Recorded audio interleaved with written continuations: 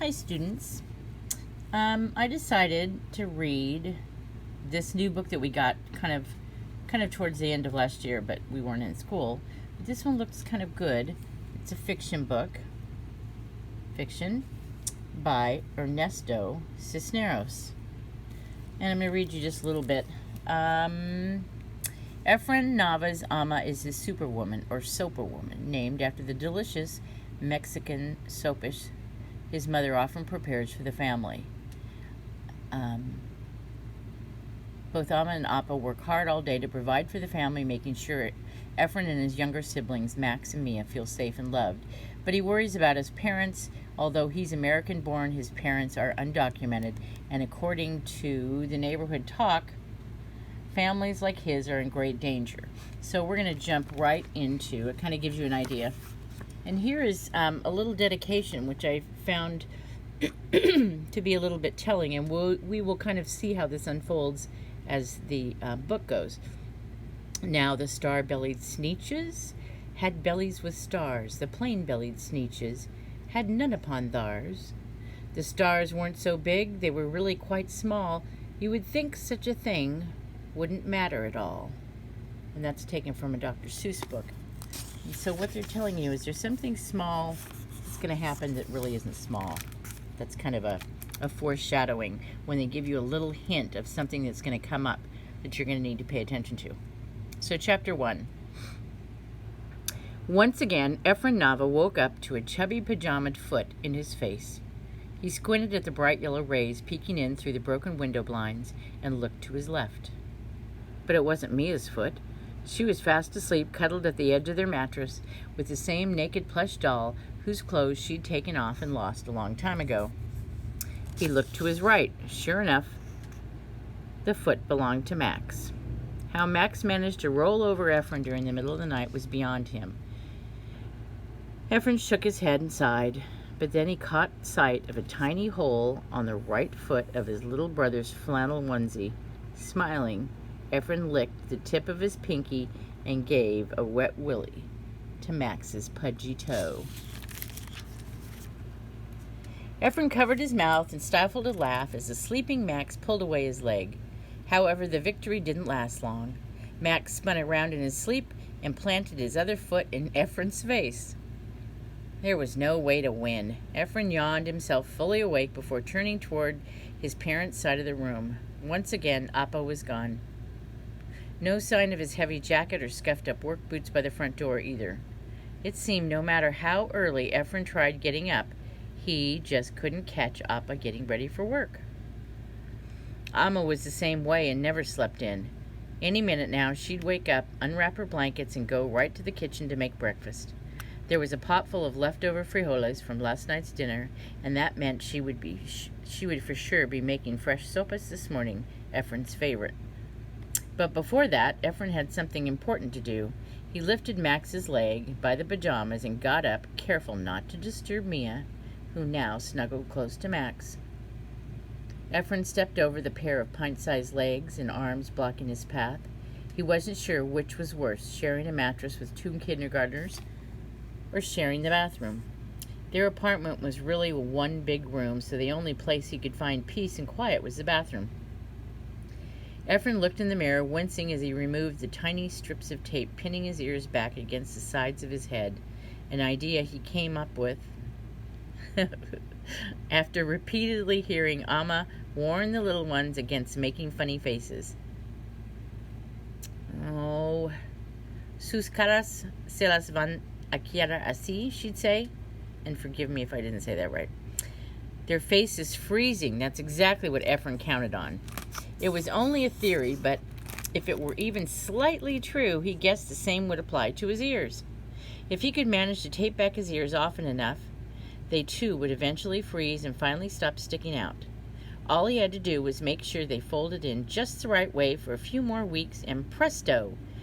Normal ears that didn't stick out like the knobs on Frankenstein's neck. After taking care of business, Efren climbed inside the empty bathtub with a library copy of There's a Boy in the Girls' Bathroom. Hey, we have that book here. By one of his favorite authors, Louis Sachar. Efren loved reading books, even when he'd read them before. It was like visiting an old friend. The main character, Bradley Chalkers, was the best. And it wasn't just that he had a really sweet side to him that his classmates didn't get to see. Nope, the boy was super tough, and no matter how rough things got for him, he continued to show up and fight. Like Efren's best friend David, another misunderstood kid. Some kids at school only saw this white kid who likes to dress flashy and flaunt his latest piece of jewelry. But Efren knew the real David, the same boy who once took off the sweatshirt he was wearing and donated it for a clothing drive in the neighborhood. Normally, Efren would lie in the tub reading and laughing until a stampede of feet came running towards the door.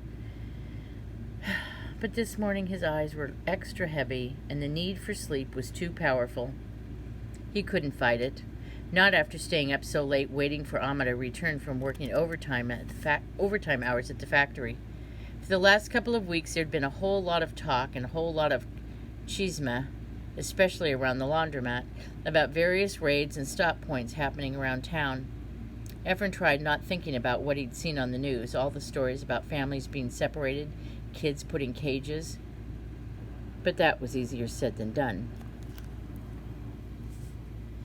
Efren couldn't help but worry, despite numerous lectures from Amma and repeated threats of being on the receiving end of her chancla. I know that that's a sandal. Anyway, he stayed up really late until she got home. He'd done the best he could to piece together the information he heard, but it wasn't easy.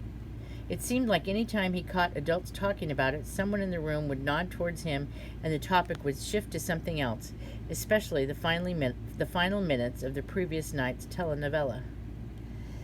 After an unplanned nap in the tub, Efren heard rattling in the kitchen and headed over. By the stove stood Amma, wearing her fuzzy blue bathrobe that, according to Max, made her look like the Cookie Monster. Efren stood and admired how easily Amma formed perfect little saucers from the doughy masa de maize, and then pinched the steaming edges to form a tiny wall to keep the beans from seeping off. Her hands were tough and hummingbird fast as she tested the griddle's temperature by touching it with her bare fingers. How did she manage not to burn herself? Efren wondered. Amma's sopes were delicious, and even though they weren't much more than a thick corn tortilla topped with beans and fresh ranchero cheese, Efren didn't think of them as poor person's meal. To him, to Max, to Mia, they were a special treat. Just one of the many milagros Amma performed on a daily basis. Something super. Super sopes. Soapers. That made Amma Soperwoman. Efren laughed to himself. The word fit her perfectly. Before long, Max and Mia were up and climbed onto their usual seats at the table. Sopish! They turned to each other and sprang out into song. Frijoles, frijoles de los comidas más rica. Lo más que comes, lo más que pitas. Forgive me if I did that totally wrong. Efren shook his head. You guys should be practicing your English. My 5th grade teacher, Mrs. O'Neill, used to say that's the only way to master the language. Aquí están. Amma set the breakfast spread on the kitchen table, her exhausted eyes creasing as she smiled. Mijo, most of the world speaks more than one language, and Spanish is a part of who we are. She moved towards Efren and ruffled his hair. You'll understand when you're older. Max and Mia reached in first, each picking up a bean and cheese topped sopa. Whoops. Efren eyed the last one while Amma filled the glasses with chilled orange juice. Amma, where's yours? Ay, amor. A cup of cafecito is all I need. Efren's stomach grumbled, but it was his heart giving the orders. Amma, why don't you take mine? I can have breakfast at school anyway. There's no point letting all that school food go to waste. Oh, and have them think I can't provide for my own children? No, gracias. Efren inhaled. Ay, Amma, he said, knowing that she was simply being, well, Amma. She pulled out an opala she'd cut yesterday from the cactus plant peeking over the neighboring fence and matter-of-factly scraped off the thorns with a knife. Then she held it over the stovetop bare-handed. When it was well roasted, she scooped up the remainder of the beans with a wooden spoon and created sort of a cactus taco. "See? I'm fine," she said, taking a bite. Being soper woman wasn't just about checking teeth, flattening down cowlicks, and making sure Max wore only one pair of underwear at a time. It included making sure that everyone wore perfectly creased pants and that any holes made the day before were creatively sewn or patched over. "It's one thing to not have a lot of money," Amma reminded them just about every morning. "It's another thing to look the part." Of all the things Amma did, this baffled Efren the most. How could a person who sometimes spent 70-plus hours a week locked in a factory behind a steaming iron go anywhere near one at home? Then again, this probably explained her talent for barehandedly flipping tortillas and carrying them to the kitchen table without even a wince. "Okay, mijos, it's time to get ready for school." Everyone knew the drill. Put on the clothes neatly laid out last night by Amma. Brush your teeth, comb your hair, and then grab backpack with lunch inside. Amma was about to hound out "well done" kisses when out of nowhere a helicopter hovered and roared uncomfortably close overhead. Amma waved a fist. "Aye, this is the second time in 3 weeks." Unfortunately, sometimes the nighttime activities from the neighborhood carried over into the daytime hours. Home raids, car chases, suspects at large were all as familiar as paletero trucks selling ice cream bars outside the church. Amma marched to the front door and locked the metal screen. Going into lockdown mode, Max and Mia shut and locked the sliding glass door in the back of the apartment before Amma could even ask. No one spoke a word, listening for screams, sirens, or worse, gunfire. Amma peeked through the layered curtains she'd sewn together last year. It was just passing by. Amma had barely unlocked the door before the twins rushed past her and ran outside. "Niños, don't run down the stairs." She turned to Efren, who was busy strapping on his backpack. "What am I going to do with those two?" "Adoption?" Efren offered. Amma playfully slapped the back of his head before stepping outside. The twins waited by Don Ricardo's food truck parked curbside. "Can we get some Cheetos?" Efren rolled his eyes. "Guys, for the last time, they're called Cheetos." Amma smiled and waved off Don Ricardo, or Don Tapatio, as most of the neighborhood called him, because of the huge mustache and sombrero that he wore. "No, gracias," she said. "Tal vez después de la escuela." Don Ricardo returned the smile and nodded as she steered the twins away by their arms. "If you are good," she added. Amma and Efren followed the twins into the kindergarten playground, and even though the school was only a sprint away, Amma never let them go alone, not even Efren, whose middle school was only blocks away.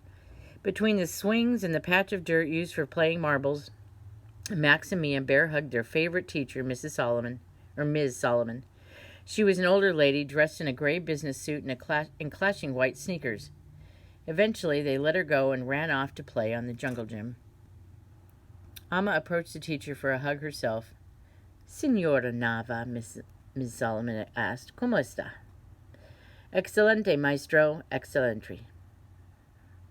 Ms. Solomon turned to Efren. "And you, señorito, are getting almost too big to hug. Almost." And she leaned in and hugged him too. Even with the air inside him being squeezed out, Efren continued to smile. Ms. Solomon paused to examine him once more. "I can't believe how big you're getting. Reminds me of how old I'm getting." "You're not old, Mrs. Solomon," Efren answered. "You look exactly the same as when you taught me." And of course, that made her laugh. "Buenos dias," Amma chimed in. "How have my little ones been behaving?" Miss Solomon turned and scrunched her lips to one side. "Just one tiny problema," she said, following with a short chuckle. "Yesterday, Max decided to hide under the sink, and Mia would not stop crying until we found him." That was typical Max. Unlike Mia, Max was born with his umbilical cord wrapped around his neck. Sadly, all the minutes Max went without oxygen hurt his brain, made it hard for him to learn, something he would have to deal with all of his life. Amma said it was a milagro that he survived at all. Efren couldn't help but wonder what Max would have been like had the doctors caught the problem in time. Yeah, it's amazing how much Mia worries about him. I think it's super sweet. Suddenly, Miss Solomon's face lit up. Oh, before I forget, I already submitted your name for this year's Christmas gift baskets. I know it's still November, but I wanted to make sure that you were included, especially after all the help you gave me putting together the costumes for last month's play. Gracias, maestra, said Amma, but we already got our turn. It's best if somebody else gets it this year. Miss Solomon pressed her lips together. Oh, all right, but I do have a favor to ask. Miss Solomon, after everything you have done for my children, no favor is too big. Consider it done. Well, and she leaned in closer to Amma. I have a date, she said, and he's really cute, she said with giddy excitement. Efren made a face and turned toward the playground. And he's a doctor, she said. I promised to cook dinner for him, and I was hoping to get that recipe for that fabulous mole you make. Amma turned to Efren. Efren, mijo, you've been asking me for weeks now. How would you feel about walking to school by yourself? Solo, he asked. Solito, she said. Efren's fist pumped the air and shuffled his feet in a celebratory dance. Can I go home and pick up my bike? Only if you take your helmet. He scowled at the thought of showing up to school wearing a turtle-shaped helmet Amma bought him from the swap meet. Yeah, no thanks. I'll walk instead. And with that, Efren darted past the portable classroom by the kindergarten side of campus and onto Highland Street. He passed Dona Chana's lime-colored duplex and paused to look at her guayaba tree where he scanned the branches. Guayaba, somebody tell me what that is. Guayabas were his favorite, but that wasn't the kind of fruit he could picture any of his teachers eating. He figured teachers wouldn't accept anything coming from grubby kid hands unless it came with a thick peel. Guayabas were definitely out.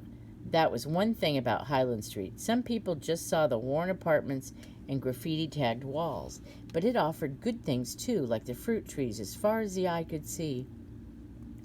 According to Amma, it had to do with people her age being used to growing their own food.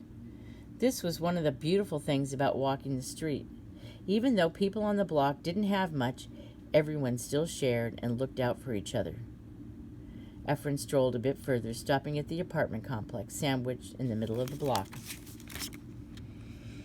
Up high in an avocado tree, a litter of black kittens competed for his attention.